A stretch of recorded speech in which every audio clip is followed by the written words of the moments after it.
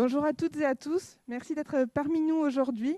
Bienvenue sur le plateau Co-L'Idée de l'Ethics Village. Alors, nous sommes ici une petite dizaine sur place et vous êtes nombreux à nous regarder sur Zoom. On va faire rapidement un tour d'horizon du plateau. J'ai l'honneur aujourd'hui d'être bien accompagnée. Alors, pour faire le tour, sur ma droite, donc nous avons la mairie de Léguevin qui est présent, Olivier Macouin, délégué à la mairie de Léguevin. Bonjour Olivier. Ensuite, nous avons Guillaume Chanot du SICOVAL, directeur adjoint au développement économique. Bonjour Guillaume. À sa gauche, Marjorie Lalanne, également à la mairie de Léguevin. Bonjour Marjorie. De l'autre côté, nous continuons notre tour d'horizon en bout. Donc, nous avons Younes, l'animateur de l'Ethics Village de Blagnac. Bonjour Younes. La mairie de Mondonville également présente avec nous aujourd'hui au Romuald Favreau. Bonjour Romuald. David Abrias, président du cabinet d'architectes Cardam. Bonjour David. Et Thierry Pédelou, président fondateur du groupe Ethics. Bonjour Thierry. Bonjour à tous et bienvenue. Donc, bienvenue à toutes et à tous pour ce nouveau temps d'échange sur la thématique des tiers-lieux. Nous allons revenir un petit peu sur la genèse de ces temps d'échange avant de rentrer plus sur les sujets qui vont nous intéresser aujourd'hui. Alors effectivement, on a, pour certains, vous participez à ces temps d'échange depuis quelques temps maintenant, puisque nous avons... Un an. Ça va faire un an, presque au mois de juin, juillet l'année dernière, on a démarré ces cycles de concertation Absolument. autour des tiers-lieux de nouvelle génération, on va dire. Absolument. C'est vraiment une prise de conscience qui s'est accélérée au lendemain, au sortir du premier confinement, qui nous a réunis, entreprises et collectivités, pour se projeter ensemble sur les tiers-lieux de demain et de réfléchir ensemble aux enjeux de ces tiers-lieux et de ce fait à ce qu'ils doivent incarner demain dans les territoires, dans nos organisations, pour être de véritables leviers de transformation. Fort de tout ce qu'on vit et des prises de conscience qu'on a eues, voilà, l'enjeu, c'est de positionner vraiment le tiers-lieu comme un accélérateur de transformation de nos territoires, de nos entreprises. On va revenir très rapidement sur l'histoire qui nous a réunis depuis un an maintenant. On s'est rencontrés donc au début de l'été 2020 en partageant quelques éléments de contexte pour partager nos prises de conscience qui vont s'afficher à l'écran. Des éléments de contexte qui nous montrent un petit peu l'enjeu aujourd'hui de la transformation de notre société, de nos organisations, et en quoi le tiers-lieu peut être une réponse, un accélérateur de ces transformations-là. Forcément, nous avons fait le constat, l'observation de l'enjeu environnemental qui nous fait face aujourd'hui, l'enjeu environnemental en particulier lié aux mobilités. Très rapidement, je passe parce que ce n'est pas le sujet, ça aujourd'hui, je pense qu'on en a tous pleinement conscience. Les mobilités sont un réel enjeu, et notamment dans l'agglomération toulousaine, on sait que la moitié des kilomètres parcourus, 50% des kilomètres parcourus, c'est dans le cadre des trajets domicile-travail. Donc il y a vraiment un enjeu et quelque chose à faire autour de ces mobilités-là.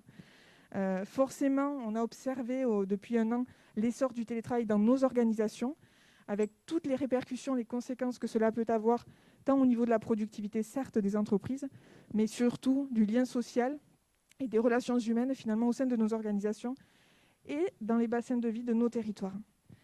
Et enfin, partageant tous ces éléments de contexte ensemble et faisant ces constats-là, au fil de nos concertations depuis juin dernier, nous nous sommes dit finalement le tiers-lieu doit apporter une réponse supplémentaire, est à la croisée des enjeux.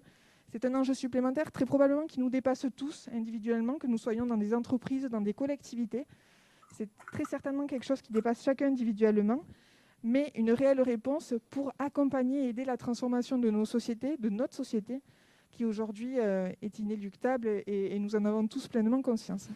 Donc effectivement, le tiers-lieu, Marie, est à la croisée des chemins de l'environnement, de la société, des enjeux de gouvernance, donc des fameux ESG qui préoccupent également tous nos investisseurs.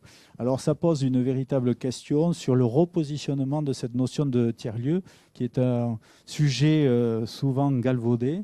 Alors on y met des hôtels d'entreprise, on y met du coworking, on y met du flex office, on y met plein de choses. Puis finalement, on se rend compte qu'on doit adopter clairement, et la crise du Covid-19 le révèle très fortement, une autre position, une vue un peu plus ambitieuse certainement, à la croisée de ces chemins, au cœur même de nos territoires et de la société. Donc, comme tu l'as dit à l'instant, c'est un enjeu de transformation, mais pas uniquement des organisations, mais aussi des modes de vie, hein, donc de la société. Ce qui nous pousse à dire que ce tiers-lieu est peut-être, au même titre que les entreprises à mission sociale et environnementale, le tiers-lieu de maintenant et de demain, c'est le tiers-lieu à mission sociale et environnementale qui devient un véritable bien commun au cœur de la collectivité. À nous de nous en saisir de la bonne façon. Absolument, effectivement. Donc, on voit un petit peu tout le cheminement de nos réflexions qui nous amènent aujourd'hui à avoir ce positionnement, cette ambition-là. Alors, tous ces échanges, vous les avez sur un espace de concertation en ligne, colidé.com, dans lequel nous partageons l'essence de toutes nos réflexions et quelques synthèses issues de nos échanges. Pour y revenir là aussi très rapidement sur tout ce que nous avons pu partager depuis un an maintenant, nous avons fortement échangé sur les usages du tiers-lieu de demain. Bien sûr, un environnement multi-usage. On va le voir, une nouvelle destination, à la fois pour réaliser pour les travailleurs des productions de fonds, mais également un lieu de rencontre où l'on puisse se retrouver très facilement, se retrouver au travers de rituels organisés, mais aussi de façon très spontanée. De concertation, par exemple. De concertation, aussi, hein, tout à fait. puisque c'est bien demandé par l'ensemble des collectivités et des administrés au sein des collectivités. Absolument.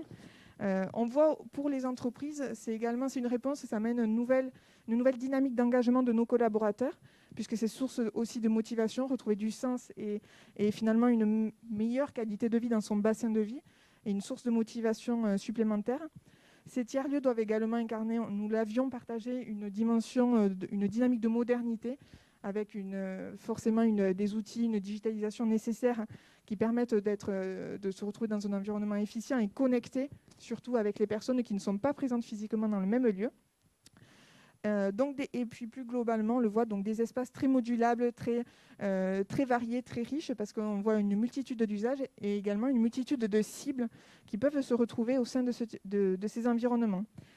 Et finalement, progressivement, en partageant tous ces éléments-là, nous avons bien vu que l'enjeu n'était pas tant et uniquement au niveau des modes de travail, mais aller bien plus loin que ça sur une réflexion sur nos modes de vie de demain. C'est là où le débat et les discussions ont progressivement avancé. Une réflexion sur les modes de vie. Alors certes, nous avons parlé des modes de déplacement, mais bien plus que ça, à l'échelle d'un territoire, c'est de réfléchir le tiers-lieu dans une vision plus de réseau, un maillage du territoire pertinent qui répond à la fois à des enjeux des entreprises, des collectivités, des citoyens, qui permettra de redynamiser peut-être aussi certaines zones, de rééquilibrer un territoire à une échelle plus macro. C'est également, et nous l'avons partagé, un levier d'attractivité pour les collectivités, à la fois pour les forces déjà présentes dans les collectivités, les forces locales. Ça peut être le tiers-lieu peut jouer un phénomène d'amplification, de retrouver finalement de la vie dans les journées, dans nos collectivités, dans nos cœurs de ville, dans nos villages, retrouver de la vie en journée, pas uniquement en soirée. Et progressivement, donc forcément, et vous l'avez exprimé aussi lors de vos inscriptions, une question se pose, c'est autour du modèle économique des tiers-lieux. Comment faire que ces lieux hybrides, multi-usages, multi-cibles trouvent un équilibre économique pérenne et durable dans le temps. Alors nous avons échangé sur les différentes sources de revenus possibles liées aux usages du tiers-lieu, que ce soit des coûts à l'usage, à l'abonnement, jusqu'à imaginer des tickets dans l'esprit des tickets restaurants pour les collaborateurs. Donc nous avons bien sûr échangé sur tous ces éléments-là, mais on se rend rapidement compte qu'au-delà de ces sources de revenus, il ne faut pas omettre tous les gains qu'apportent les tiers-lieux, à la fois pour les collectivités et pour les entreprises.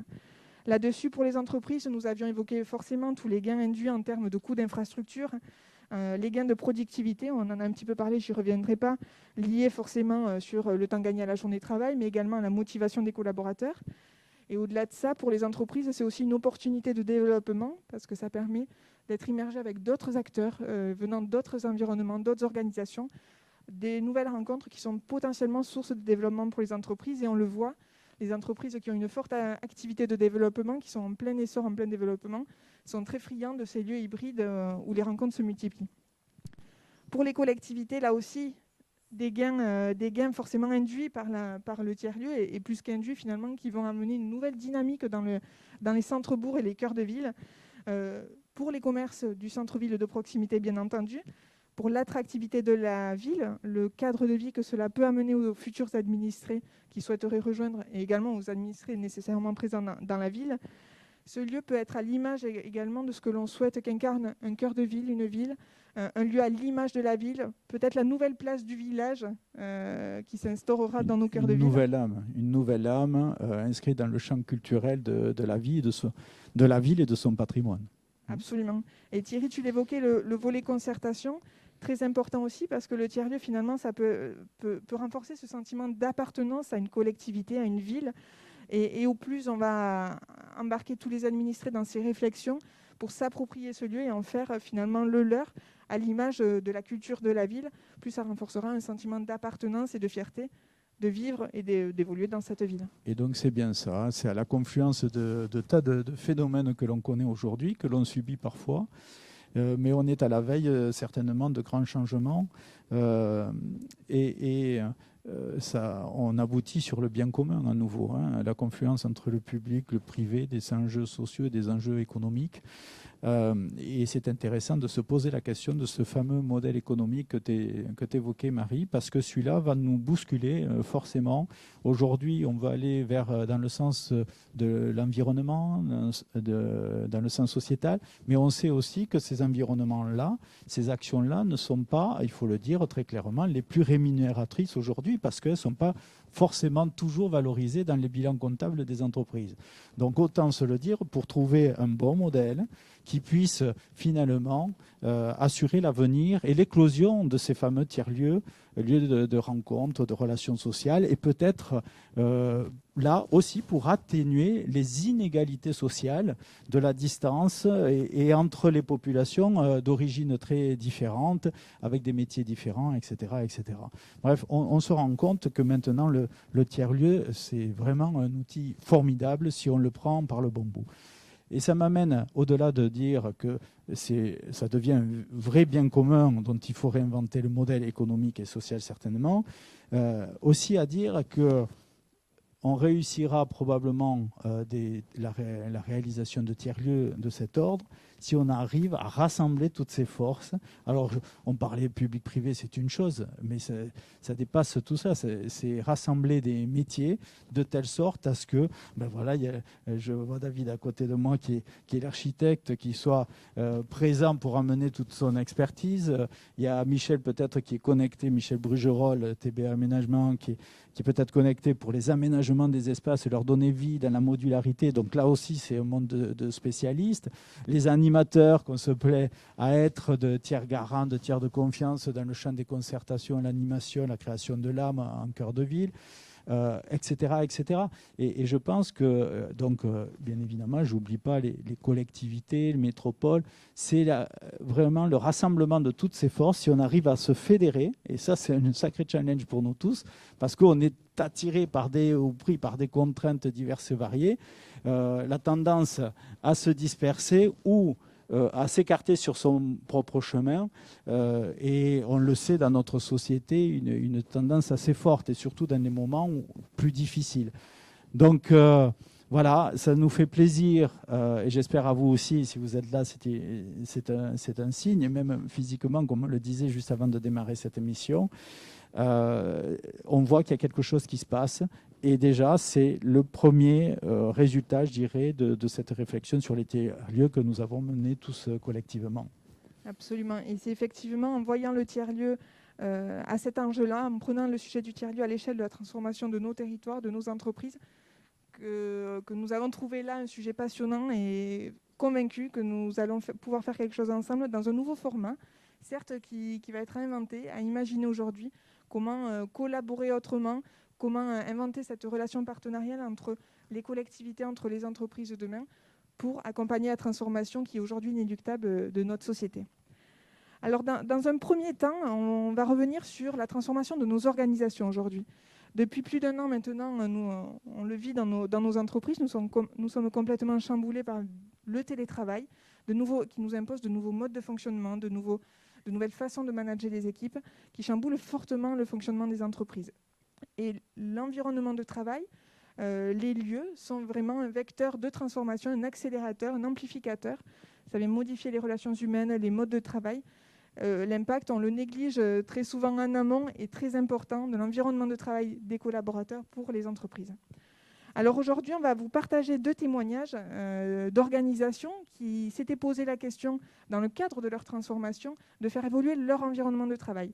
C'était en amont de tout ce qui se passe aujourd'hui de cette crise. On va d'abord s'intéresser à Opidea et Europolia, l'aménageur de notre agglomération toulousaine, qui a déménagé il y a maintenant 2 ans, un peu moins de 2 ans, juste avant tout ce que nous vivons aujourd'hui, et qui s'était vraiment posé la question de ce déménagement, d'un nouvel environnement de travail pour accélérer la transformation des équipes, du mode de fonctionnement et du positionnement d'Europolia et d'Opidea dans la métropole. On va écouter de suite son directeur général, Raphaël Catonnet, qui va nous partager en quelques mots ce retour d'expérience et finalement ce que ça a pu apporter au sein des équipes et de l'organisation, ce nouvel environnement de travail dans lequel ils sont aujourd'hui.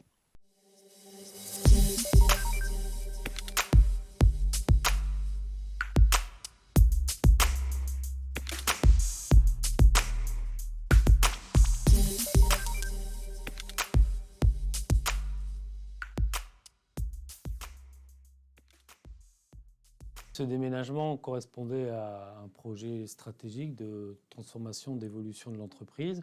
Et ce qu'on a voulu avec ce déménagement, c'est combiner performance de l'entreprise, performance du collectif et bien-être de l'ensemble des collaborateurs. Nous sommes une entreprise de service. On participe à la conception et au pilotage de projets urbains, de projets d'aménagement. On gère des opérations qui sont finalement assez complexes, qui ont beaucoup d'interactions. Donc c'était important pour nous de passer d'un environnement de bureaux cloisonnés, assez figé. On était sur 5 étages dans des bureaux tous cloisonnés, de passer ici sur 2 plateaux, dans des espaces de travail partagés. Je ne qualifierais pas ça d'open space, mais plutôt d'unités de travail qui correspondent aux unités d'équipe projet et qui permettent plus d'interaction entre pairs ou au sein de l'équipe projet. Donc ça, c'était très important. Et puis aussi la volonté, donc comme je l'ai dit, d'avoir un confort qui permette aux collaborateurs finalement d'avoir une performance facile dans l'entreprise.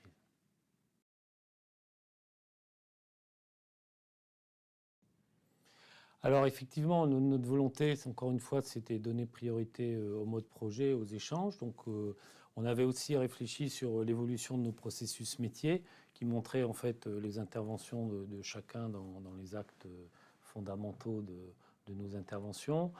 Et on a constitué des groupes de travail par métier pour identifier un petit peu les besoins et définir un petit peu les espaces de travail les plus efficients. Ce qui est important aussi, c'est d'aider les collaborateurs à se projeter et puis intégrer, anticiper la volonté de transformation. C'est souvent un projet au long cours. Ici, ça fait 2 ans que nous sommes installés ici et on mesure les effets progressivement. C'est de transformation des modes de travail.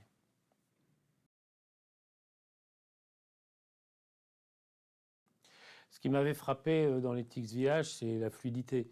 On passe presque d'un étage à l'autre sans s'en rendre compte. On passe d'un bureau, d'un couloir à un espace ouvert, d'espace de travail à des espaces d'échange. Et tout ça, on sent bien que finalement, il y a plusieurs positions de travail qui sont possibles dans l'entreprise, dans plusieurs lieux, même dans la même journée. Et ça, pour moi, c'était très important de constater ça et ça ouvre beaucoup de possibilités.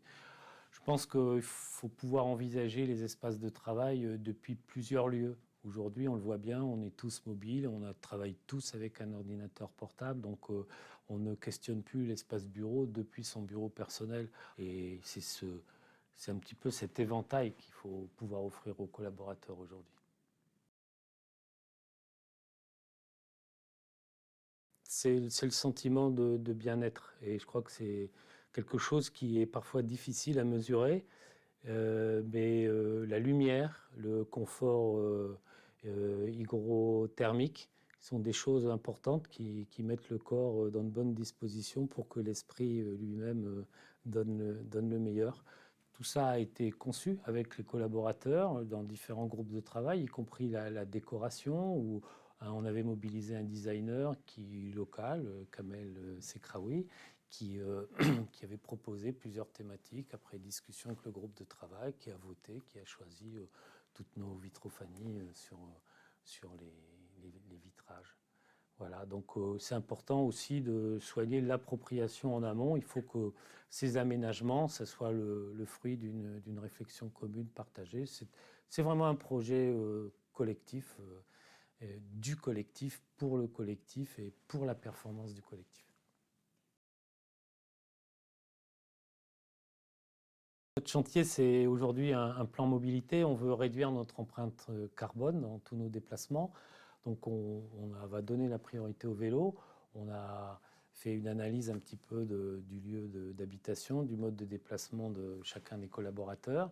Et on voit bien qu'on a un volume de collaborateurs qui peut basculer sur l'usage du vélo. Donc on veut accompagner ça et on va sur la semaine du vélo, le 31 mai, on va essayer de mettre tout le monde en vélo. On a donné aussi un système de scoring pour l'accès au parking, pour progressivement commencer à hiérarchiser la priorité de demande de parking. On veut être sur un dispositif un peu plus juste, en intégrant plusieurs critères. Ce travail a vraiment été mené de façon là aussi assez collaborative, en lien avec les partenaires sociaux et la création d'un groupe mobilité qui a travaillé sur tous ces critères. Deuxième élément, on travaille aussi sur cette conscientisation de l'impact carbone de tous les déplacements, donc y compris pour le déplacement longue distance, comme pour les formations, pour aller sur les chantiers aussi, donc à la fois de travailler, utiliser plutôt le train plus que l'avion quand c'est possible, quand le temps disponible le permet. Aller sur nos chantiers avec des voitures mutualisées. Aujourd'hui, on est fervents utilisateurs de Cities, qui est vraiment très pratique à l'échelle de la métropole. Donc voilà, on veut s'appliquer à nous-mêmes ce qu'on préconise dans l'ensemble de nos quartiers et ce qu'on sent vraiment comme l'évolution des usages futurs.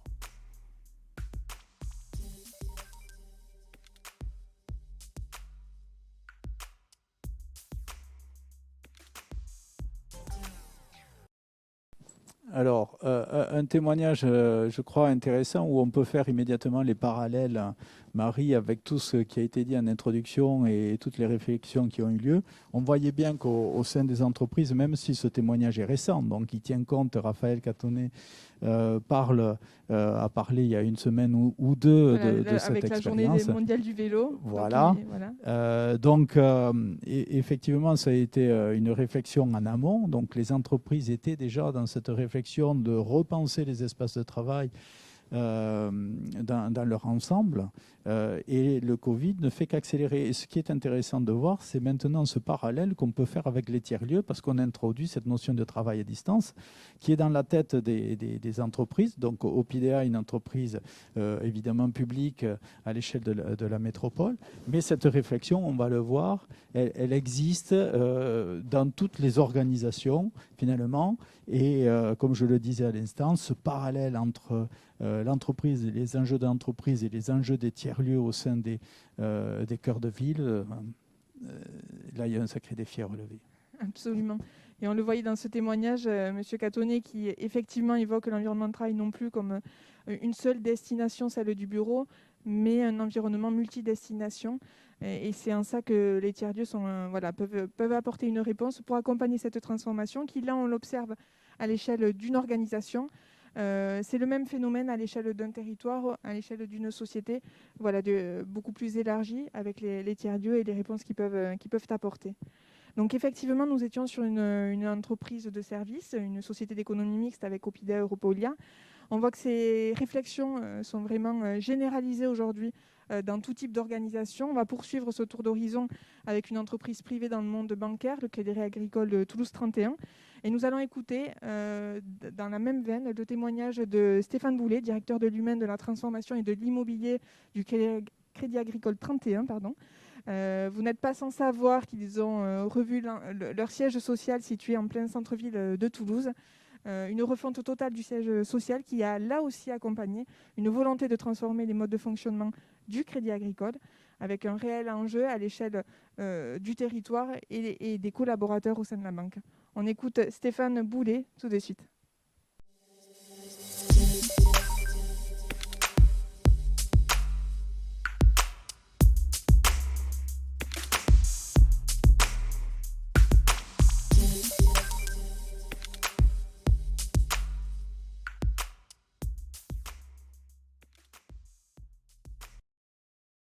Si je peux faire un peu d'histoire, le Crédit Agricole Toulouse 31 est implanté en centre-ville de Toulouse depuis 1973 à cet endroit. Et entre 1973 et 2017, nous étions dans un bâtiment qui a vécu pendant une quarantaine d'années, un peu plus de 40 ans, et qui n'était plus adapté au mode de fonctionnement qui émergeait ces dernières années, notamment dans tout le volet collectif, collaboratif. Et il nous a semblé important de réinvestir pour les peut-être 40 prochaines années, qui sait, sur de nouveaux espaces en retransformant totalement le siège de la caisse régionale pour le mettre au goût du jour. Alors, enfin, comme vous vous doutez bien, puisqu'on a, je dirais, tout déconstruit l'immeuble, hormis ses fondations, il a fallu nous trouver un nouvel espace où vivre. Et le comité de direction et le conseil d'administration, on a choisi de rechercher des locaux qui pourraient être ressemblants à ce que sera, ou à ce que serait finalement notre siège social de dans 2 ans, 2 ans et demi de l'époque. Et on a eu la chance de trouver un espace dans Toulouse qui nous a permis finalement de préparer finalement ces changements dans les modes de travail, puisque l'immeuble qu'on a occupé était déjà sur un format approchant à celui que vous visitez, que vous avez vu et que vous voyez aujourd'hui même, avec des open space, avec des bulles ou des pods, avec des différents espaces de cellules de réunion. Et finalement, cette phase, je dirais, intermédiaire, où de l'autre côté, on était en train de déconstruire, puis pour reconstruire ce siège, nous a permis finalement d'être dans une phase apprenante pour assurer un retour sur place de tous nos coéquipiers dans le siège social rénové, le plus simple, le plus efficace et le plus normal finalement, sans qu'il y ait finalement de changement dans leur façon de faire et dans leur pratique, parce qu'ils avaient déjà expérimenté ces pratiques pendant cette phase de transition. Ce qui permet aussi dans nos rythmes managériaux d'être sur une autre posture, d'être plus décontracté aussi. Et en fait, tout ce travail de changement d'environnement de travail, c'est accompagné de changements de rituels. Et dans les rituels managériaux, on a vu apparaître des stand-up meetings du matin, debout. Donc on a des espaces avec des salles où on se réunit debout. On a des tables, des grandes tables dans les étages où les équipes peuvent se réunir pour des réunions flash, en étant debout ou assis. Voilà, on a testé au travers de cette phase de transition plein de nouveaux modes, nouveaux formats de rencontres et de réunions entre les coéquipiers. Et puis ça nous a permis de voir ce qui fonctionnait, ce qui ne fonctionnait pas. Et il faut accompagner les coéquipiers dans des nouveaux modes de fonctionnement. Ça s'est accompagné évidemment de tout le passage de tout le personnel en matériel dit nomade. Donc ça a aussi facilité énormément les choses. Parce que d'espaces où précédemment, dans l'ancien temps, comme on dit aujourd'hui, on était sur des petits espaces collectifs avec beaucoup de bureaux individuels, on s'est retrouvé finalement à être tous ensemble sur des espaces collectifs, managers inclus, au milieu des équipes. Donc voilà, ça a été quelque chose qui a été passionnant aussi d'un point de vue humain et managérial. Ce qui a été particulièrement frappant, c'est qu'on a laissé beaucoup d'autonomie et de responsabilité aux managers et aux coéquipiers dans leur positionnement et leur organisation. À titre d'illustration, moi j'ai dans ma direction, les managers ont souhaité faire des benches ou des îlots où tous les managers d'un même département travaillent ensemble.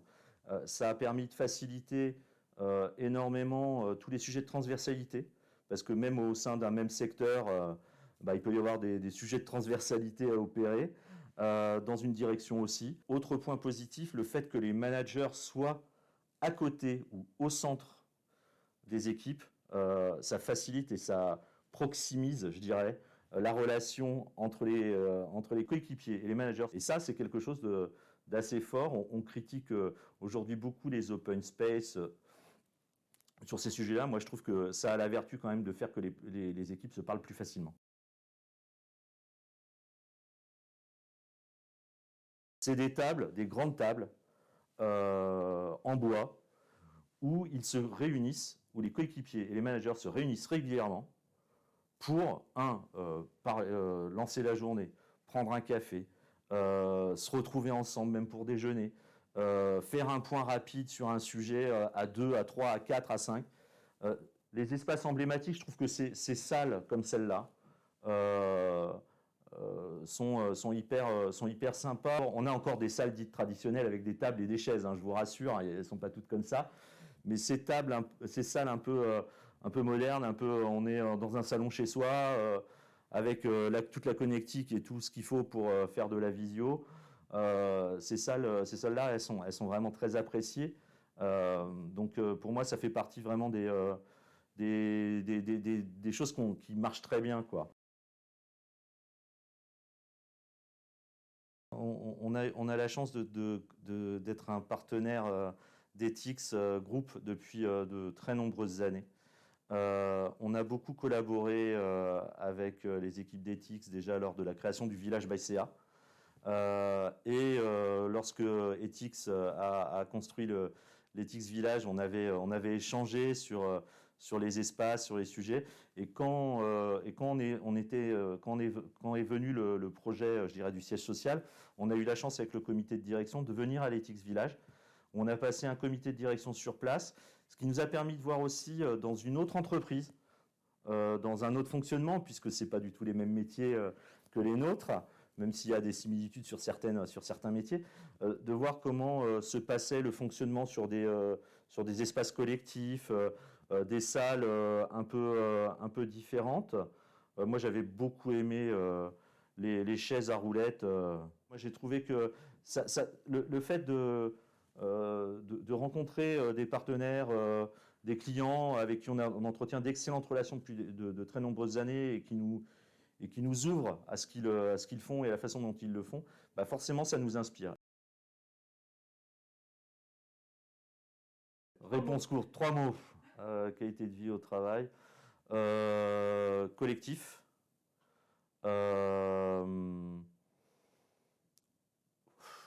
Autonomie.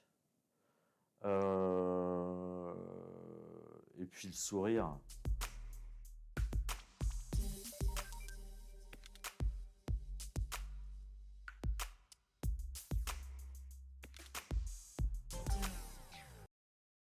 Le sourire. Le sourire. Maintenant, il faut le voir. Le Il faut qu'on fasse quelque chose pour qu'on puisse le voir. Le sourire dans le regard. Ah oui, c'est assez génial ça. Un nouveau concept du moment. Donc encore une belle expérience, un beau témoignage. Et j'ai envie de donner la parole à David Aprias, qui est juste à côté de moi, parce qu'il en connaît un rayon dans ce domaine-là et les projets à foison aussi. David. Oui, merci Thierry. Alors, c'est sûr que c'est intéressant, les deux exemples qu'on a vus là. En fait, on se rend compte qu'il y a une transformation des entreprises et quelque part une interpénétration entre la vie quotidienne et l'entreprise. Il y a eu un mouvement de fond depuis des années qui consiste à faire rentrer un peu la ville et un peu la maison dans l'entreprise. C'est ce qu'on a pu voir dans les différents espaces qu'on nous a montrés là. Les espaces parlent toujours ont du sens, parlent d'une organisation, parlent d'une culture. Et on se rend compte que de plus en plus, nos espaces de travail commencent à ressembler un peu à chez soi. Quelque part, il y a des lieux informels qui ont leur vertu dans une organisation. Et puis un peu à la ville, il y a de plus en plus des work cafés, voilà, des salles de sport. On retrouve des éléments de service qu'on peut trouver dans une ville. Et cette transformation, elle a pris quand même 20 ans. Parce que voilà, c'est pas quelque chose de récent. Là, et c'est encore en train d'arriver, et c'est pas encore complètement arrivé dans les entreprises. On a encore des entreprises qui sont dans des organisations plus traditionnelles. Donc ça veut dire que derrière tout ça, il y a surtout une transformation des modes de management, et c'est ça qui se répercute sur les espaces. Et ce qui est très intéressant dans la réflexion qu'on a aujourd'hui, c'est que cette évolution qui a pris 20 ans pour considérer que quand on n'était pas à son poste de travail, peut-être on travaillait quand même un peu, peut-être même à la machine à café on travaillait un petit peu. En quelques mois, l'entreprise est partie dans la ville et est partie chez les gens. Alors on a toujours le débat à savoir si c'est une révolution ou une évolution. En tout cas, ça va tellement vite, c'est quand même révolutionnaire pour les entreprises. Et là, c'est un fait. Et la question qu'on est en train de se poser aujourd'hui, c'est est-ce qu'il est acceptable pour une entreprise d'avoir des collaborateurs qui sont capables d'aller travailler dans les tiers-lieux? Et cette question, elle anime évidemment toutes les entreprises depuis presque un an, parce que leurs collaborateurs ne sont plus chez eux, ils ne les ont plus sous la main. Et c'est quand même un driver très très important de nos systèmes de management, qui nécessite évidemment une dose de contrôle. Et même quand on a un work café, même quand on a des espaces informels, nos collaborateurs, ils sont là. Alors, ils ne sont plus là peut-être. Et c'est là, je crois qu'il y a une vraie réflexion très profonde à avoir sur comment est-ce qu'on évalue la performance des gens, comment est-ce qu'on vient valoriser tout ce qui est fait dans des interactions plus informelles, et comment est-ce qu'on est capable de donner de la confiance. Et je crois que le cœur de la réflexion des tiers-lieux, c'est celui-là, c'est la confiance. Quelle confiance on met dans nos collaborateurs et quelle confiance on met dans l'intelligence collective et la capacité de recréer du lien. Voilà. Et je crois que c'est un vaste débat. Absolument. Et effectivement, on le voit dans le témoignage de Stéphane Boulet. Beaucoup de mots ressortent. On parle de vivre dans l'entreprise. C'est des mots qu'on entendait peu avant. Vivre dans l'entreprise, la relation humaine, le regard. Il termine sur le sourire. Mais on voit qu'il y a tout un volet autour du lien social, de la confiance, de la relation humaine, finalement de tout ce qui est peu palpable, peu observable, mais qui finalement a un impact inconsidérable dans les équipes et dans les modes de fonctionnement. Et on parle aussi de nouveaux rituels. Ça, on en a beaucoup parlé depuis un an, de ces nouveaux rituels, parce que finalement, ce changement qui a pris 40 ans pour le Crédit Agricole, pour rebâtir... non, ce n'est pas celui-là, le changement qui a pris 40 ans. Mais certes, ça a pris beaucoup de temps dans l'évolution des modes de fonctionnement à l'intérieur, mais ces nouveaux rituels dont on parle, ils sont à la possession de chacun finalement. Et le tiers-lieu doit imposer ou doit générer ou doit donner envie, doit être un supplément d'âme justement avec une nouvelle attractivité. Parce que quand on dit ça, effectivement, David, on se dit au sein de l'entreprise, il y a moins de monde, mais on se rend compte aussi que le présentiel parfois est essentiel, voire le présentiel est essentiel. Et on se le disait encore une fois tout à l'heure, ça fait du bien. Mais le tiers-lieu, comment il se place dans cette dynamique où le présentiel est essentiel et on doit gérer malgré tout la distance parce qu'il y a tout un tas d'enjeux intéressants pour nous tous. Absolument. Et on le voit. Une autre chose également qu'on peut observer dans ces témoignages, c'est un petit peu le saut vers l'inconnu, finalement, se lancer dans un nouvel environnement de vie, de travail. Ce qu'on voit au Crédit Agricole, c'est qu'il y a eu cette phase de transition, des éléments d'inspiration dans d'autres environnements. L'Ethics Village, un tiers-lieu qui peut être source d'inspiration. Ces 2 ans de transition dans un autre environnement, là aussi, le tiers-lieu, on l'a vu avec l'Ethics Village, ça peut accompagner ces transformations, ces évolutions de réflexion dans les organisations. Ça peut rassurer aussi parce qu'effectivement, c'est un peu un saut dans l'inconnu, inventer de nouveaux modes de travail, un nouvel environnement. Ça nécessite quelques repères, quelques éléments d'inspiration probablement. Oui, s'il y en a qui veulent réagir à distance, qui n'hésitent pas à se manifester et à prendre la parole, hein, ça se veut interactif comme vous le voyez. Moi, j'ai envie de donner la parole à Guillaume Chanot parce que je sais que côté Sicoval, il y a un projet, il y a une ambition d'une forme de tiers-lieu un peu spécialisée, me semble-t-il. Mais justement, ces réflexions-là, elles démarrent. On lui cherche un micro pour que vous puissiez tous l'entendre convenablement. Donc effectivement, il y a un projet, des réflexions et toutes les collectivités qui sont avec nous aujourd'hui à distance ou en proximité ici sont déjà engagées dans cette réflexion. Alors c'est une réflexion parfois souvent qui prend du temps, sauf que là, maintenant, on est un peu pressé par le temps. Mais Guillaume, vous avez des éléments de réflexion à nous proposer. Oui, bonjour à tous. Guillaume Chanot, donc moi je suis directeur adjoint à la direction du développement économique, à la communauté d'agglomération du Sicoval. Tout d'abord, en propos liminaires, peut-être réagir sur certains constats. La collectivité, dans son métier d'aménageur, le pendant un petit peu d'OPIDEA, on travaille actuellement sur des gros programmes d'aménagement de parcs d'activités. Et aujourd'hui, on est confronté à une nouvelle donne, bien évidemment le télétravail, bien évidemment le flex office, ce qui amène la collectivité un petit peu à revoir les choses et à s'interroger sur son cadre programmatique. Parce que des ambitions sont portées par la collectivité pour développer notamment d'importants plateaux tertiaires. Donc ça, c'est une donne aujourd'hui que beaucoup de collectivités ont pour favoriser leur attractivité, favoriser les implantations économiques.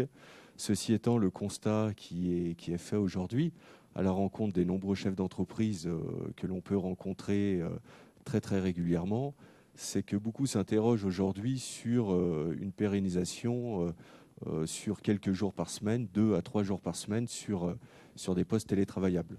Donc, ce qui a une conséquence très directe sur les programmations de mètres carrés, notamment les surfaces de plancher. Donc ça nous impacte directement.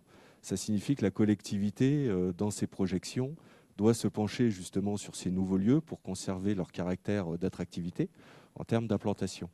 Mais au-delà de cela également, c'est une réflexion naissante depuis quelques années, sans pour autant avoir une politique publique parfaitement aboutie sur le sujet, de se pencher sur la question des tiers-lieux. Alors il y a tout un travail d'acculturation, parce que quand on se penche sur la question des tiers-lieux, on part du coworking, on entend parler de corpo-working, maintenant on entend parler de tiers-lieux. Il y a des nouveaux paradigmes qui s'imposent également dans les réflexions d'aménagement. Donc il y a un premier travail d'acculturation. Deuxième chose également, c'est qu'il y a des dispositifs qui sont portés par d'importantes collectivités.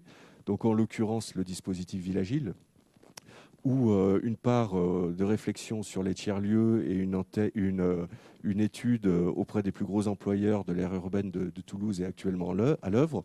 Donc je fais un petit parallèle parce que je vois que Virgile Broard est connecté à cette visio, voilà, et qui pilote le projet. Donc voilà, je ne veux surtout pas parler à sa place. Mais néanmoins, nous, pour la communauté d'agglomération du Sicoval, on travaille sur un projet d'envergure parce qu'on porte une forte ambition de développer un parc d'activités au sud du territoire qui s'appelle le parc d'activités du Rivel, avec un objectif, c'est la contrepartie de l'artificialisation des sols, de contribuer à la création de 2000 emplois. Alors aujourd'hui, les vocations de ce parc d'activités s'orientent plus vers le développement des green tech, vers le bâtiment durable, avec une étude de faisabilité qui est en cours et bientôt achevée, pour porter un gros projet de plateforme éco-bâtivale, donc dédié à l'éco-rénovation et à la rénovation énergétique des bâtiments. Ceci étant, l'objectif, on veut que cette plateforme soit un lieu vivant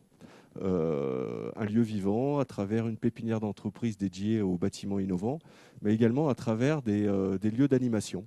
Donc, et le concept de tiers-lieu pourrait être un concept retenu dans le cadre de la préfiguration de cette future plateforme. Donc oui, on s'interroge, on est curieux, parce qu'on est preneur des initiatives, on est dans ce processus d'acculturation, étant entendu que les mairies et les collectivités locales aussi sont très très attentives à ce sujet, parce que vous l'avez rappelé, la place du village, c'est quelque chose d'important dans les centres-bourgs. Relocaliser l'activité, travailler sur la décarbonation des mobilités, ce sont des politiques publiques très très importantes qui sont portées à l'heure actuelle par toutes les collectivités, bien évidemment avec des objectifs de décarbonation. Donc ça fait partie des réflexions pour limiter le plus possible les trajets pendulaires domicile-travail. Mais merci. En plus, je rebondis sur la place du village parce qu'on recrée dans les espaces aussi cette notion de place de village, place de rencontre, de relations sociales, que l'on a peut-être perdu au fil de l'évolution de notre société et que l'on veut restaurer dans nos espaces quelque part. Et dans notre vie au quotidien, on en a tous besoin. Je crois qu'avec ce qui se passe aujourd'hui, on en a encore plus besoin. Alors, il y a peut-être d'autres collectivités qui veulent prendre la parole. Justement, je me permets de rebondir sur la place du village. Je sais que c'est un des thèmes qui tient à cœur à l'équipe de l'Aiguevin, la ville de l'Aiguevin. Cette place du village, le fait de retrouver cet esprit village, ces relations sociales, de se connaître finalement entre citoyens au sein d'une même ville. Peut-être quelques mots sur cet esprit-là, cet esprit de village que vous cherchez, Olivier Macoin, Marjorie Lalanne, à instaurer au sein de l'Aiguevin. Oui, bonjour à tous. Donc, je suis Marjorie Lalanne, Pardon, bonjour à tous. Je me présente Marjorie Lalanne, adjointe au maire de la mairie de l'Aiguevin. Et en effet, je me retrouve tout à fait dans ce que vous disiez, entre l'introduction et également la présentation de la volonté du Sicoval et ce dynamisme. Nous, sur l'Aiguevin, nous avions un réel projet qui est de redynamiser notre centre-bourg. En effet, nous avons un centre-bourg qui est plutôt éteint aujourd'hui et nous avons fait l'acquisition d'un bâtiment à côté de la mairie. Et donc, la réflexion que nous souhaitons mener avec Ethic Village est vraiment dans créer un lieu social, permettre aux entreprises de trouver un nouveau lieu de travail et également de rencontres et, je dirais, créer un lieu différent de ce qui existe aujourd'hui. Est-ce que peut-être, Olivier, tu souhaites compléter ?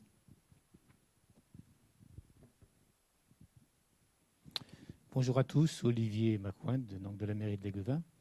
Effectivement, donc c'était un des axes prioritaires de la mairie. On voulait redynamiser et redonner vie au centre-ville de l'Aiguevin et donc faire venir les gens avec intérêt et trouver un lieu, ce qu'on appelait notre tiers-lieu, pour retrouver un petit peu toutes les activités possibles qu'on puisse avoir, pour que les gens puissent se réunir, discuter, parler. Il faut donc bien évidemment que ce lieu soit ouvert à tous et à toutes et propose donc différentes possibilités de réunion, que ce soit les associatifs, les entreprises, avec la délocalisation pour éviter les transferts. Et donc j'imaginais moi cette maison que la mairie a investie pour lui donner beaucoup de lumière, de couleurs, d'activité et une sensation de bien-être à l'intérieur pour améliorer les échanges. Très bien, on voit que les réflexions sont déjà en action à l'Aiguevin. Vous êtes vraiment dans la volonté de créer, d'animer ce lieu en plein cœur de ville. Vous l'avez dit, apposé à la mairie. Là aussi, et ça incarne même, ne serait-ce que par cette localisation, une proximité, le monde de l'entreprise qui se rapproche aussi du monde public, qui se rapproche des bassins de vie. On voit, ne serait-ce que par la localisation, c'est ce symbole de proximité, de partenariat qui prend forme. Alors pour continuer peut-être sur l'attractivité cœur de ville, on a beaucoup parlé des entreprises, on commence à évoquer le sujet de nos cœurs de ville. Nous avons, alors n'hésitez pas à distance à interagir. Je vois Jérôme Bourgeois qui est avec nous, qui évolue forcément, qui travaille beaucoup avec différents cœurs de ville. Peut-être pour nous donner un tour d'horizon des enjeux au sein même des cœurs de ville, de l'attractivité de nos cœurs de ville, et quelle qu'en soit finalement la localisation, proximité d'une grande agglomération, dans des territoires plus ruraux. On voit que ce sont des réflexions qui sont très généralisées là aussi. Jérôme, qu'est-ce que tu peux nous en dire sur cette attractivité cœur de ville ?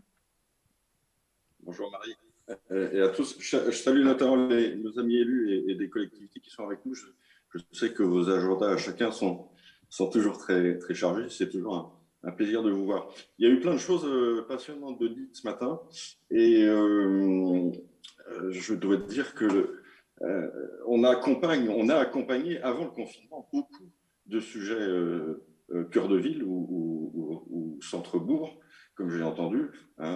C'était par exemple sur le bassin d'Arcachon, la ville de Lanton, c'était la ville de Revel, le seul programme Action Cœur de Ville de la Haute-Garonne. C'était aussi Revel, la halle des marchés. Et ça, c'était avant le confinement. Et effectivement, vous l'avez très bien dit, le sujet, c'était comment est-ce qu'on redynamise son centre-ville, parce que derrière, il faut une offre de services, de commerce, de stationnement, d'intermodalité. Et puis 1 an et demi après, on s'aperçoit que finalement, les urbains vont revenir dans ces cœurs de ville. Et peut-être que justement, le télétravail va accélérer ça. Et donc, la question qui va se poser aujourd'hui, c'est ce tiers-lieu, il va faire le lien entre ces réservoirs de télétravailleurs et il doit faire le lien aussi avec la vie, le cadre de vie, l'amélioration du cadre de vie. Et la réflexion, on voit qu'elle évolue. Il faut se dire aujourd'hui, un tiers-lieu, Thierry a parlé d'une nouvelle génération de tiers-lieux et on est en plein dedans. J'ai entendu dire David Abrias parler de transformation des entreprises, mais on est aussi en pleine transformation des collectivités. Il va falloir s'adapter à ce nouveau cadre parce que le tiers-lieu, c'est aussi un vecteur de transition, c'est de la zéro mobilité, c'est plein de choses derrière aujourd'hui qui répondent aux attentes des citoyens. Et concevoir aujourd'hui un tiers-lieu ne peut se faire que par la concertation. On l'a vu, nous, en menant des concertations au centre-ville ou actions cœur de ville. Ça fait remonter de formidables idées de la part des citoyens, des habitants.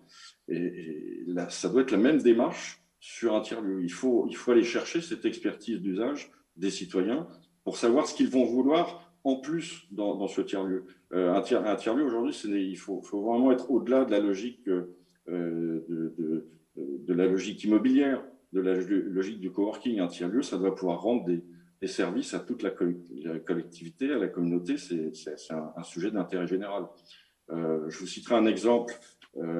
Par exemple, il y a un magnifique tiers-lieu dans les Landes qui s'appelle Agroland, qui a d'abord une vocation agricole, à incuber des jeunes start-up. Et puis on s'aperçoit que cet incubateur, il fait de plus en plus le lien avec les produits de qualité du territoire. Donc derrière, il y a une logique de circuit court, une logique d'économie circulaire. Tout à coup, ça prend sens et il y a quelque chose qui s'anime et qui devient important et intéressant pour la vie du territoire. Donc, c'est ça qui va être important aujourd'hui dans cette nouvelle génération de tiers-lieux. C'est de voir comment est-ce qu'on fait le lien entre l'ambition de la collectivité et puis les attentes des citoyens qui sont très fortes, effectivement, aujourd'hui. Voilà, ce que je peux vous dire, c'est qu'on va bientôt reparticiper à un nouveau programme Action Cœur de Ville. Je n'ai pas encore le droit de dire où c'est, mais on est lauréat.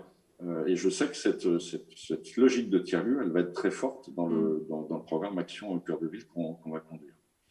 Absolument. Merci Jérôme pour ce retour. Et comme tu le disais, et c'est ce qu'on observe, le tiers-lieu, la vocation du tiers-lieu de demain, c'est d'apporter une ambition supplémentaire. Ce n'est pas un environnement de travail, exclusivement un environnement de travail, ce n'est pas un lieu de coworking, c'est bien plus que ça, c'est un lieu qui réunit des citoyens, des associations, des entreprises et qui en même temps permet d'accompagner et de finalement répondre aux enjeux d'un territoire, que ce soit sur une transformation sur le tissu économique du territoire, sur la vie culturelle au sein du territoire, sur la vie des citoyens. Ça doit apporter vraiment un supplément de réponse et c'est là qu'apporte toute la valeur d'un tiers-lieu dans les territoires. Et alors, juste une petite précision pour rebondir sur ce qu'a dit monsieur Chanot.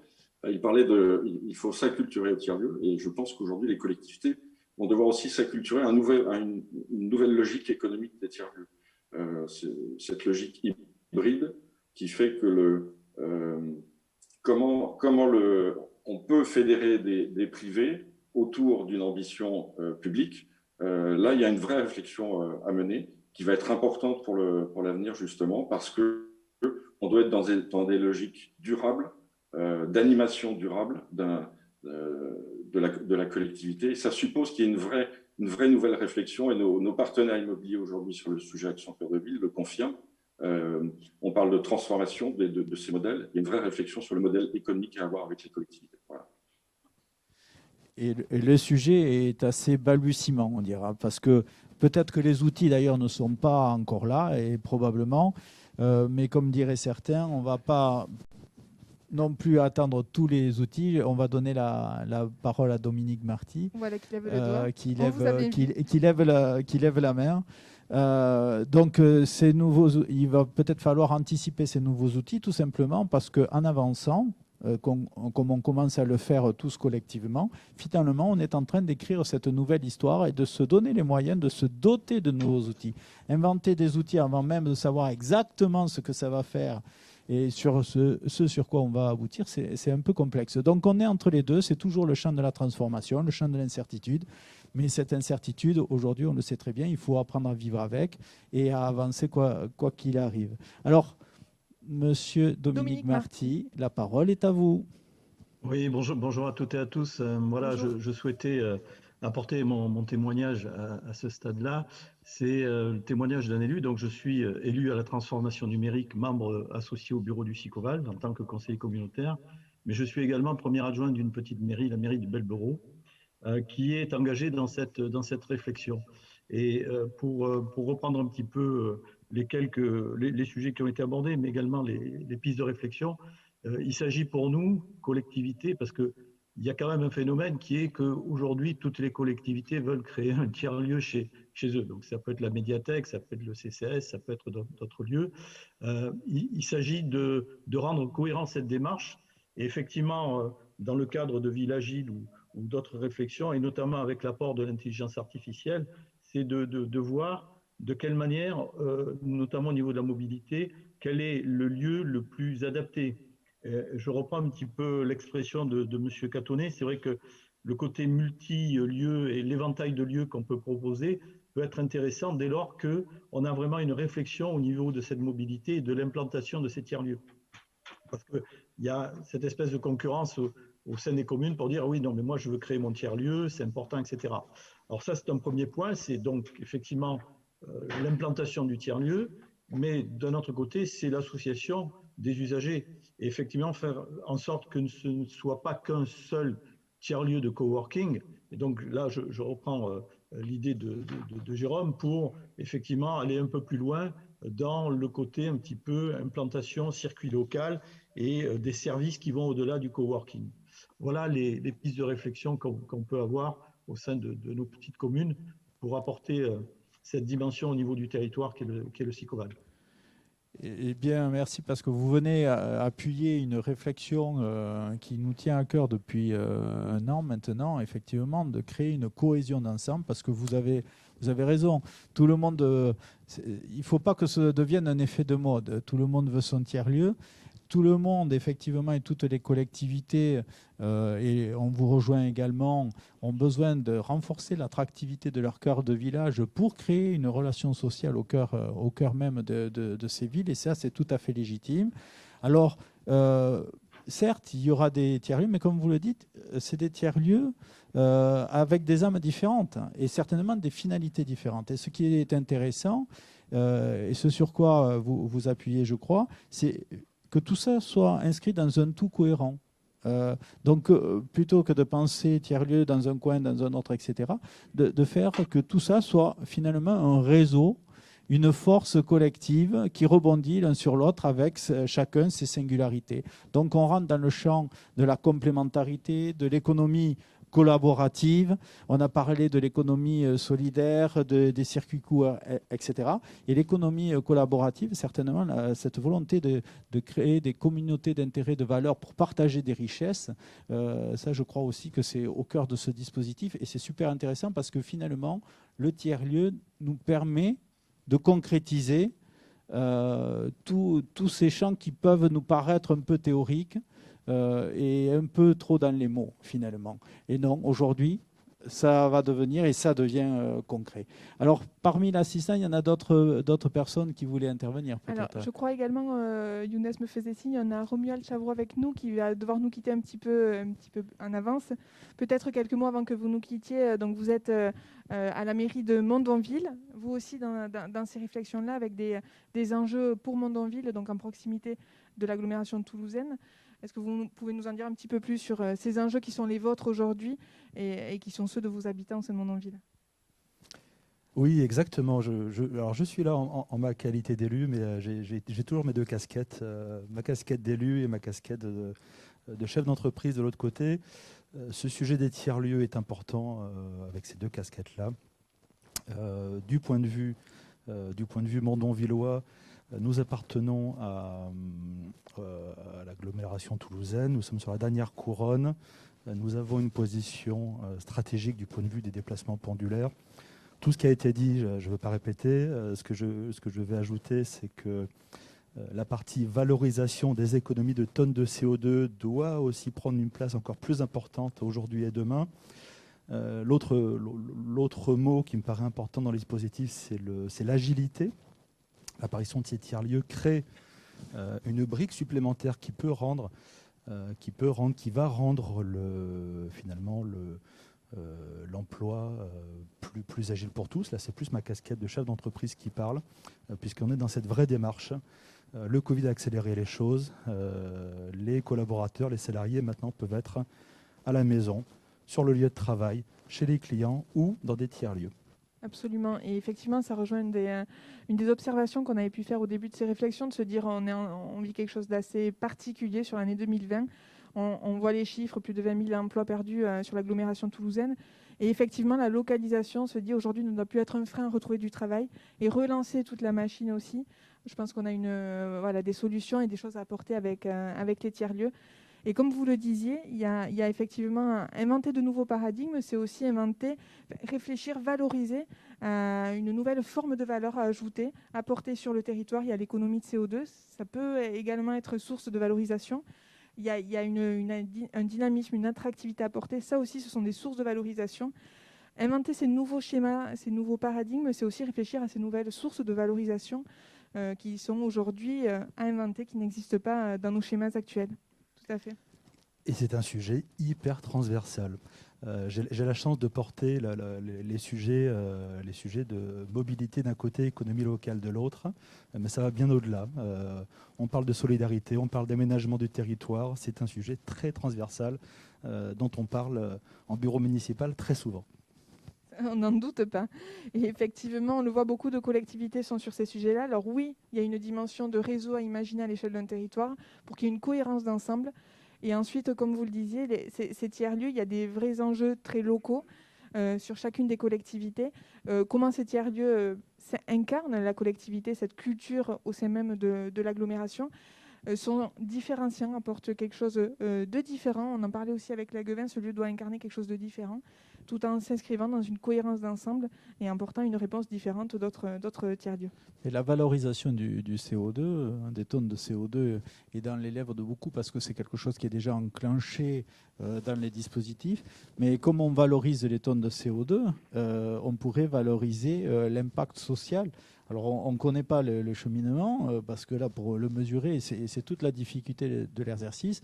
Mesurer dans ce domaine-là, c'est complexe, mais pourquoi pas ? Pourquoi pas ? En tout cas, c'est le bon moment de se poser la question. Et là, ça viendrait rejoindre les problématiques d'ordre économique, du modèle économique que l'on évoquait et qu'évoquait Jérôme en particulier. Alors, je sais qu'il y a Saint-Sulpice représenté, il y a le Haut-Tolosan, il y a le Fontenay, alors je ne sais pas si Virgile de Villagile est reparti ou est resté avec nous. Il a dû nous quitter un peu plus tôt, voilà. Mais effectivement, ils étaient impliqués, on est tous impliqués dans ce sujet-là. Je sais qu'il y a la Haute-Garonne, le département de la Haute-Garonne qui est présent. N'hésitez pas à intervenir s'il y a des choses que vous voulez ajouter à ce débat. Il me semble, je ne sais pas si je cherche, on avait la mairie de Villeneuve-Tolosane avec différentes personnes de la mairie qui étaient présentes. J'ai vu Stéphane Rollin tout à l'heure, voilà, je vous vois avec la vignette. Vous êtes aussi dans ces réflexions, me semble-t-il, sur les tiers-lieux pour votre commune. Peut-être également, est-ce que vous pouvez nous en dire un peu plus là où vous en êtes ? Quels sont les sujets finalement qui aujourd'hui sont discutés et font débat pour vous ? Oui, tout à fait. Bonjour à tout le monde.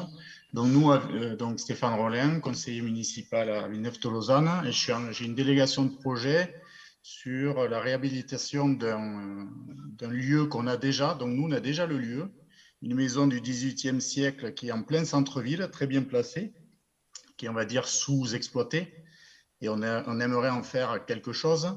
Et justement, voilà, donc voilà, tout ce que j'ai entendu là aujourd'hui est très intéressant. On en est au début de la réflexion, donc on aimerait en faire donc un lieu vivant. Donc se posent les questions en effet de la gestion du lieu, de la souplesse d'ouverture du lieu, etc. Donc on en est au tout début de la réflexion, mais on a envie d'avancer rapidement, notamment par rapport au contexte. Donc voilà, donc je prends de l'information, des contacts. Voilà, on va visiter pas mal de tiers-lieux à proximité. J'en ai noté encore quelques-uns lors de cette réunion. Donc voilà où on en est au début de la réflexion, mais on va quand même avancer. On en est en 2021, on va faire de l'étude sur le projet, et à partir de 2022, on va rentrer dans le concret. Mais donc là, vous confirmez cet engouement pour cette dynamique. Et en plus, vous avez un bâtiment qui est emblématique Donc c'est tout ce qui est recherché certainement dans cette dynamique. On est au cœur de ville et on pousse finalement ce champ sociétal et environnemental dans la restauration patrimoniale qui plus est. C'est ça. Alors là, je sais que dans certains projets, il y a la difficulté de trouver le lieu, le bon endroit, etc. Nous, on a la chance d'avoir ce lieu. Donc voilà, hein, l'emplacement, j'imagine que c'est, comme dans beaucoup de projets, une des pierres, voilà, c'est très, très, très important. Et donc maintenant, voilà, il ne nous reste plus qu'à trouver, il y a des mots qui m'ont interpellé, il faut qu'on trouve l'âme de ce lieu, voilà, et que l'âme de ce lieu rejaillisse un petit peu sur l'âme un peu de notre centre-ville. Là, je rejoins ce qui a été dit par Marjorie Lalanne sur Léguevin, voilà, un centre-ville un petit peu, ou du moins où la population, mais il y a quand même du vrai là-dedans, sans que c'est un centre-ville un petit peu, voilà, qui n'est pas très vivant, etc. Donc on aimerait autour de ce lieu-là faire augmenter l'attractivité de notre lieu. Donc après, comment fédérer une communauté autour de ce lieu, comment l'animer, comment permettre un accès à des horaires élargis à ce lieu. Voilà tout le process de réflexion qu'on a en ce moment. Et là, ça rejoint un autre point. Excusez-moi, Marie, juste sur l'animation, mais ça, je pense que tu vas en parler dans le suivant. Mais faire adhérer l'ensemble des administrés aussi au schéma est une clé. Jérôme l'évoquait sur le champ de la concertation. Je crois que notre dernier baromètre l'a révélé.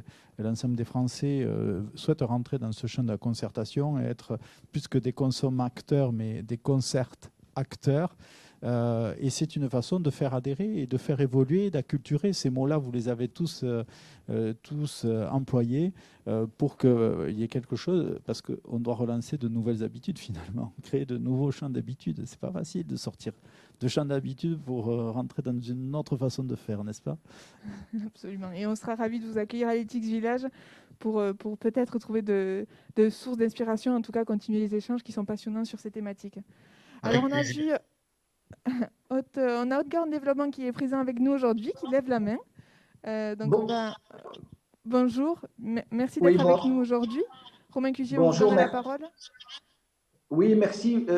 Pour dire deux mots, donc je m'appelle Romain Cugier, moi je suis directeur de l'innovation et de la prospective territoriale au sein de Haute-Garonne Développement. Haute-Garonne Développement, c'est une société publique locale, hein, donc une société de droit privé détenue par des capitaux publics, le conseil départemental de la Haute-Garonne, à hauteur de 80%, puis les communautés de communes du département à hauteur de 20%. Mon métier à moi consiste à accompagner le conseil départemental dans le déploiement de sa politique tiers-lieux. D'accord ? Donc aujourd'hui, on accompagne financièrement les tiers-lieux qui veulent s'implanter dans le monde rural, périurbain et de montagne. On fait ça depuis 2 ans et on les accompagne finalement avec 2 volets. À la fois un volet financier. Donc, on accompagne à la fois les tiers-lieux associatifs, à la fois les tiers-lieux privés et à la fois les tiers-lieux publics. Hein. Donc, on a 3 types d'aides différents.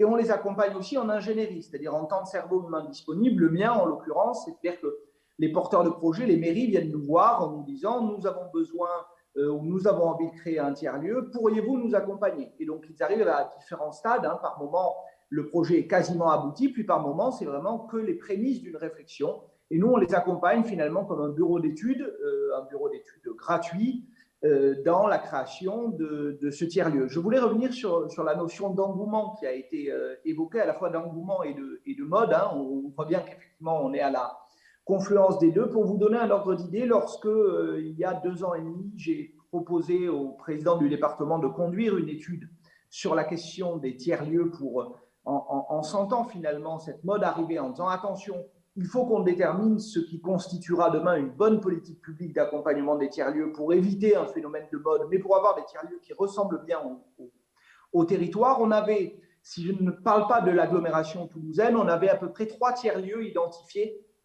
en Haute-Garonne il y a 3 ans.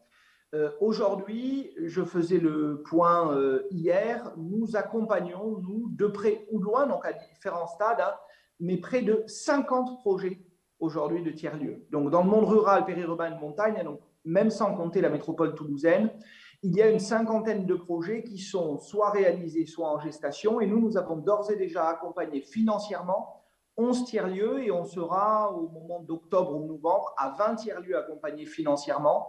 Et donc, comme je vous le disais, environ une cinquantaine en tout accompagnés à différents stades en matière d'ingénierie. Donc oui, il y a vraiment une explosion du nombre de tiers-lieux. Mais là où je ne suis pas trop inquiet et là où je suis assez satisfait de ce qui se passe, c'est que effectivement chacun de ces lieux ne cherche pas à ressembler à son voisin. On a organisé la semaine dernière un petit séminaire avec tous ces porteurs de projets. Et ce qui avait l'assez intéressant, justement, c'était de voir qu'on en avait qui ne faisaient quasiment que de la culture et un tout petit peu seulement d'espace de coworking. On en avait d'autres qui ne faisaient que de l'espace de coworking. On en avait d'autres qui mêlaient entrepreneuriat et solutions pour les associations. Voilà, ces tiers-lieux se rassemblent finalement dans un écosystème nouveau qui est celui de l'écosystème départemental des tiers-lieux, mais ils ne se ressemblent pas et je crois que c'est quelque chose d'extrêmement intéressant pour la suite.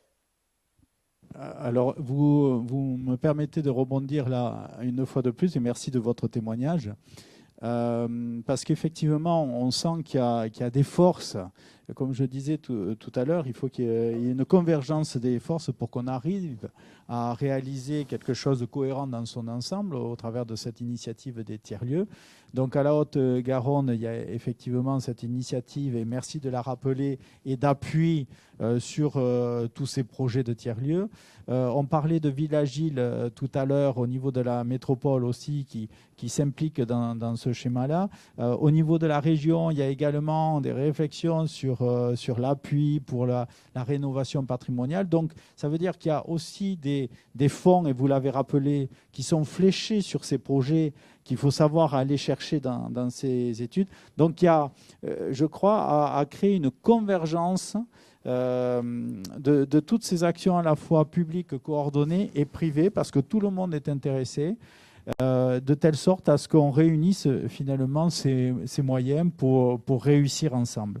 Et j'espère que ce type de concertation qu'on essaie de dynamiser les uns les autres auxquels on participe nous permettent justement de nous inspirer, d'une part, de nous rassembler, et puis de nous soutenir. Et ça, c'est bien la vocation des groupes. Absolument. Et effectivement, on voit tout cet engouement, comme on le partage depuis le début. Il y a vraiment cet enjeu derrière de durabilité, de supplément de valeur ajoutée apportée dans les territoires, dans un schéma durable et pérenne. Je vois qu'on approche, il nous reste 5 bonnes minutes. Est-ce qu'il y en a qui souhaitent à nouveau intervenir? Tout le monde n'a pas branché sa caméra, donc je ne me permets pas d'aller chercher ceux qui n'ont pas allumé leur caméra, mais n'hésitez pas à intervenir. Nous fassions un petit peu le tour. Michel, nous n'avons pas eu l'occasion d'entendre ta voix aujourd'hui. Michel Brugerolles, qui est directeur de TB Aménagement, directeur général de TB Aménagement. Peut-être quelques éléments aussi sur ces nouveaux lieux qui apportent de nouvelles destinations pour nos travailleurs, pour nos citoyens. Et on voit que tu as un décor très inspirant derrière toi. Oui, je crois que vraiment, il a été dit ce matin beaucoup de choses et beaucoup de choses très intéressantes. Je voulais juste peut-être faire un petit parallèle entre le global et le local. Il y a eu beaucoup de discussions ces derniers mois dans les entreprises pour savoir quelle allait être la tendance du retour au bureau, de la tendance du télétravail, etc. Et beaucoup d'entreprises ont choisi de donner la parole et la responsabilité de ces arbitrages aux managers. Ça a été un peu évoqué tout à l'heure par Stéphane Boulet. Et finalement, l'intervention de tous les maires témoigne aussi de cette nécessité et volonté de rencontrer les aspirations à l'échelon local. Et je trouve qu'il y a une vraie similitude entre le monde de l'entreprise et le monde des collectivités. Alors, avec évidemment, que ce soit dans l'entreprise ou pour les collectivités, ce que Thierry évoquait tout à l'heure, c'est ce besoin de cohérence et de gestion intelligente des aspirations des uns et des autres. Mais vraiment, je suis frappé de ça et on rejoint bien en fait les deux mondes. Et on l'a dit depuis le début, je pense qu'on est à la convergence de beaucoup de préoccupations à la fois sociétales, environnementales, ça c'est sûr. Toutes les études qui ont été faites récemment et depuis 1 an à peu près sur l'effet du travail à domicile et de l'appétence d'un certain nombre à garder une partie du travail sous cette forme-là est éminemment lié à la mobilité et au déplacement. C'est vraiment le critère numéro 1 qui ressort de toutes les enquêtes et qui est de dire mais à quoi bon circuler et aller vers une destination que l'on pensait obligatoire précédemment et qui devient aujourd'hui finalement une destination qui est presque optionnelle ou en tout cas qui deviendra à être révisée dans les prochaines années. Et David Abrias le disait tout à l'heure, il a fallu beaucoup de temps pour voir se matérialiser toutes ces tendances et je pense que la période que l'on vit aujourd'hui va agir non pas comme un révélateur, mais un accélérateur de toutes ces tendances à l'évidence. Et ce n'est pas tout à fait un hasard de se retrouver tous, aussi différents soyons-nous, autour de cette discussion. Merci Michel.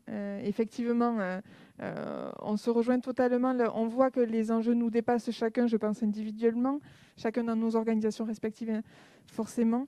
Et les réponses également se doivent d'être trouvées collectivement dans une communauté avec chacun forcément nos forces, notre vision du sujet et également des compétences très spécifiques pour accompagner ces réflexions dans la durabilité. Alors pour conclure, quelques éléments sur le réseau Ethics Village, puisqu'aujourd'hui nous sommes sur le plateau Colidé au sein du réseau, au sein de Ethics Village de Blagnac, et nous accompagnons également les collectivités dans les réflexions sur ces tiers-lieux, en tout cas ces nouveaux environnements hybrides, avec cette volonté, c'est là qu'on se retrouve sur ces sujets-là, cette volonté que ces lieux incarne une nouvelle dynamique pour les cœurs de ville, incarne une réponse pour la transformation de nos organisations, de nos sociétés. Donc il y a différents partis pris et convictions qui nous réunissent et c'est à la croisée de ces convictions qu'on se retrouve avec ces collectivités pour réfléchir à des environnements qui répondent à ces nouveaux modes de vie. On n'est pas uniquement sur une réponse et un lieu physique de réponse. Et on l'a connu dans le passé, on voit les limites de certains espaces qui ont pu être créés dans le passé, qui n'ont pas de vie et pas d'âme aujourd'hui. Des espaces forcément adaptés aux entreprises qui transforment leur mode de fonctionnement, qui aujourd'hui revoient complètement leur façon de manager et de collaborer avec des environnements distanciels. Des usages, bien sûr, et on en a parlé, pour dynamiser l'attractivité des cœurs de ville. C'est un sujet qu'on connaît bien aussi chez Ethics Group. On accompagne, et Jérôme en témoignait, ces dynamisations de cœurs de ville, ces sujets pour embarquer aussi les citoyens à s'approprier davantage de leur ville et à faire qu'elle ait une âme et une richesse dynamique au quotidien. Et tout cela, des éléments de réponse, c'est d'avoir dans cette vision du tiers-lieu de demain une gouvernance qui se veut concertante. Donc ces nouveaux lieux, on invente de nouveaux environnements, de nouveaux espaces. La gouvernance est également adaptée et nouvelle, une gouvernance concertante, décentralisée, pour accompagner la vie au sein de ces lieux. Une animation forcément, je ne vais pas y revenir, on a beaucoup parlé, créatrice de valeur, pour garantir la pérennité. Et tout ça adressé, on l'a largement dit, dans un réseau communautaire, une alliance de force. On travaille avec des architectes, avec Cardam, on travaille avec des aménageurs. On vient d'entendre Michel de TBA, mais pas que. Il faut vraiment s'attaquer à plusieurs, j'ai envie de dire, à ce sujet, en unissant des forces publiques, privées, pour le dresser à l'enjeu qui est celui qui s'impose à nous aujourd'hui de transformation globale. D'ailleurs, sur ce propos, Marie, c'est vrai qu'il y a un point qu'on a moins évoqué tous ensemble aujourd'hui, mais qui est au cœur du sujet, c'est cette fameuse gouvernance concertante. Stéphane Boulet, dans son témoignage, a dit oui, il y a un impact comme Raphaël Catonnet l'a évoqué également dans leur mode de fonctionnement. Mais qui dit mode de fonctionnement, ils ont beaucoup parlé de management, de managers, de coéquipiers, etc. La réalité, c'est que tous les modes de fonctionnement au sein de l'organisation comme au-delà sont en train d'être bouleversés. Et le parti pris de la concertation qui nous anime depuis longtemps, et Jérôme le disait, qui était beaucoup plus présent finalement sur les projets publics, on le sait sur la 3e ligne du métro, n'est-ce pas? Il y a eu beaucoup de concertations. Sur les lignes TGV également, on a bien connu ça et on connaît beaucoup ça. Et Jérôme pourrait parler de toutes ces concertations autour des projets de l'énergie renouvelable, de l'agrivoltaïque, etc., que l'on mène en ce moment. Donc là, c'est vrai qu'il y a une inspiration très forte à aller chercher une nouvelle manière d'animer. Je dirais, vous parliez d'animation, effectivement, mais le tiers-lieu aussi peut incarner ça, cette nouvelle façon d'animer une gouvernance, de vivre ensemble, de nous coordonner dans des projets qui sont parfois complexes, qui sont lourds et surtout qui sont long terme et qui se doivent d'être durables. Donc je me permettais d'insister sur ce point de la gouvernance concertante et l'Ethics Village, servez-vous-en. J'aurais tendance à dire à tous ceux qui sont là parmi nous, n'hésitez pas à venir nous voir. C'est une façon de s'inspirer, ça fait pas mal. Et après, j'espère que l'Ethics Village a une âme, mais c'est certainement pas le point de vérité, et beaucoup ici le savent, à transposer. Non, mais c'est une façon d'inspirer pour aller trouver ces singularités et faire émerger ces singularités au cœur des territoires. Absolument, et c'est bien là-dessus qu'on travaille aujourd'hui avec certaines collectivités, justement dans l'accompagnement de ces réflexions sur les tiers-lieux. L'Ethics Village, Thierry le disait, c'est un exemple adapté dans son environnement, dans son bassin plutôt tertiaire. Le tout, c'est de vous accompagner aussi dans les réflexions qui doivent être les vôtres pour définir cette singularité, cette raison d'être du tiers-lieu. C'est les premières étapes de réflexion, réfléchir à cette raison d'être qui sera finalement le début, la ligne de conduite à tenir pour faire vivre et créer les tiers-lieux dans le temps. Et derrière de cette raison d'être, de vous accompagner pour la traduire en usage, en déterminant un modèle économique pérenne, durable, viable dans le temps, et en apportant une vie en continu, une fois le tiers-lieu créé, et même avant de créer le tiers-lieu, c'est d'embarquer, comme on le disait, dans des concertations, dans des réflexions, les futurs habitants du tiers-lieu, que ce soit les administrés, les salariés d'entreprise, les associations, les citoyens, pour que le lieu soit approprié avant même qu'il n'existe sur le territoire et de l'animer une fois qu'il existe. Voilà un peu tous les enjeux aujourd'hui pour prendre le sujet à la hauteur qui s'impose à nous.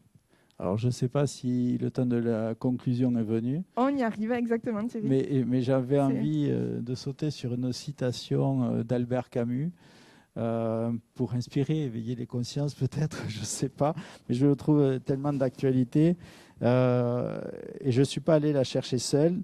Il disait ainsi, chaque génération se croit vouée à refaire le monde. Et en ce moment, on a envie vraiment de le refaire. Et de rajouter, la mienne, c'est pourtant qu'elle ne le fera pas. J'espère que la nôtre le fera. Mais plus que ça, il rajoutait, mais sa tâche est peut-être plus grande. Elle consiste à empêcher que le monde se défasse. À vos méditations. Alors, je ne sais pas comment je vais faire une transition, mais je crois que Jérôme veut changer le monde aussi, parce qu'il me fait coucou de la main virtuelle Zoom. Jérôme, toi aussi, tu voulais nous dire quelques mots avant que l'on ne se quitte aujourd'hui. Oui, juste un petit message encore une fois à tous ceux qui représentent les collectivités aujourd'hui. Il y a un an, quand on a lancé cette réflexion, il y avait beaucoup de communes et quelques intercos avec nous. Là, aujourd'hui, on s'aperçoit qu'au fur et à mesure, on a commencé à fédérer toutes les échelles des collectivités. On a les départements, on a les communautés d'agglomération. Voilà, je trouve que c'est important. Je remercie Romain d'être intervenu. On en a parlé il n'y a pas longtemps avec eux, avec le département, qui font un formidable travail sur les tiers-lieux, effectivement. L'objectif aujourd'hui, c'est d'accélérer. On ne veut pas revenir, je pense qu'aucun d'entre nous ne veut revenir au monde d'avant. Donc, il faut vraiment passer au monde de demain, d'aujourd'hui, de demain. Et le tiers-lieu est un formidable moyen d'accélérer cette société qu'on veut voir, qu'on veut transformer, qu'on veut encourager dans la zéro mobilité. Voilà, donc il faut accélérer. C'est le message que je voulais vous passer à tous et vous remercier encore une fois. Merci Jérôme. On va accélérer, on a bien compris le message. L'enjeu, il est aujourd'hui devant nous, il faut qu'on y réponde aujourd'hui. Merci à toutes et à tous pour votre présence, qu'elle soit physique ici à l'Ethics Village, et on est ravis de vous avoir à nos côtés ou en distanciel sur Zoom. Nous vous tiendrons bien entendu informés des prochains événements, des prochaines concertations sur le sujet. Tout ce qui a été dit aujourd'hui a été saisi et sera accessible sur Colidé. Donc n'hésitez pas à y retourner, on vous fera un petit mail pour vous rappeler le lien. Toutes les contributions, toutes les idées qu'on a pu partager y seront, on en fera une synthèse également.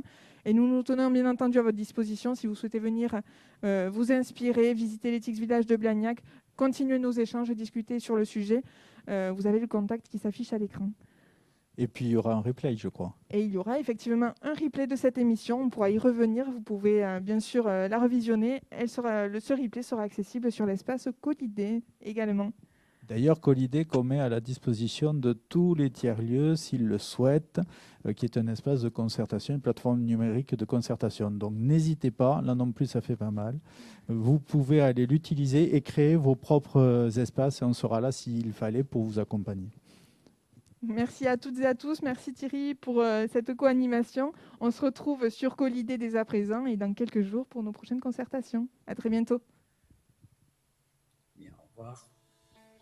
Merci, au revoir. L'Ethics Village a été pensé dès sa conception en 2016 comme un véritable tiers-lieu de transformation des organisations et des territoires. Aujourd'hui, il se veut emblématique du mouvement The Good Company, l'organisation agile et performante où il fait bon vivre. C'est plus de 20 entreprises qui s'y côtoient et qui y vivent et qui lui donnent une âme vraiment particulière où les valeurs et la culture ont une résonance singulière. Au-delà des 20 entreprises qui s'y côtoient, c'est plus de 2000 personnes par an qui viennent y vivre, accompagnées par la fabrique Ethics, un moment de transformation, de coopération, de concertation et d'innovation. L'Ethics Village, en tiers-lieu de transformation, est ouvert à la fois aux entreprises et aux citoyens pour agir et bien vivre ensemble. C'est donc le premier tiers-lieu de transformation des organisations et des territoires pour créer le monde de demain.